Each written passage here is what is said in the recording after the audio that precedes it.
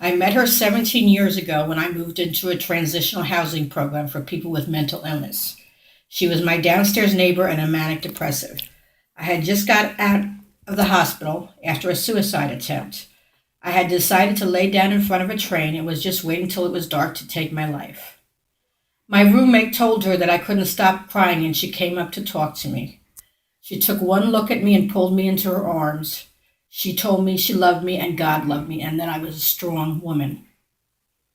I had been praying to God for something to live for, and here she was. My hero, my sister, my guardian angel. We became the best of friends, and when she ended up in a nursing home 2 years later, I promised God I would always take care of her. She only received a stipend of $50 a month, so I gave her an allowance and I bought her clothes and I paid for anything I could. She deserved so much more than I could give her, but we got by.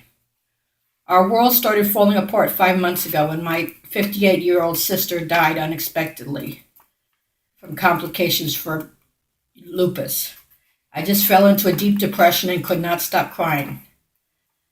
I ended up in the hospital myself, and by the time I got out of the hospital, she had also ended up in the hospital with her manic depression. Their idea of care was definitely not mine. They had strapped her down, over medicated her, and just treated her terribly. By the time I was able to get her out of the psychiatric hospital and back into a nursing home, she had stopped talking. She couldn't walk anymore. And she was scared of people, it was not right. When she got back into the nursing home, she was still getting the medications that they had given her in the psych ward. And within 3 days, she ended up back in the hospital because she had a toxic load of medications in her, and she almost died. When they weaned her off the medications, she started talking normal again. She told me they had made her sleep on the floor several nights because she had fallen down. My friend, who has always been so optimistic and encouraging, asked me to let her die the other day. She is in constant pain and hasn't left the nursing home in 4 years since I moved down to Florida to care for my mother. She has no quality of life.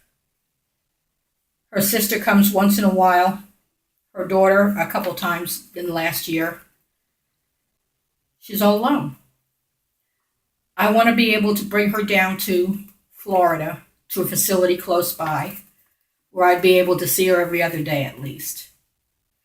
I'm trying to raise $3,000 so I can get her here.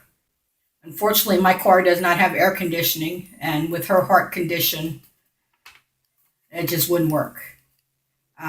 If you're able to help me raise that money at all, my name is Lisa Sepulveda, Sepulveda.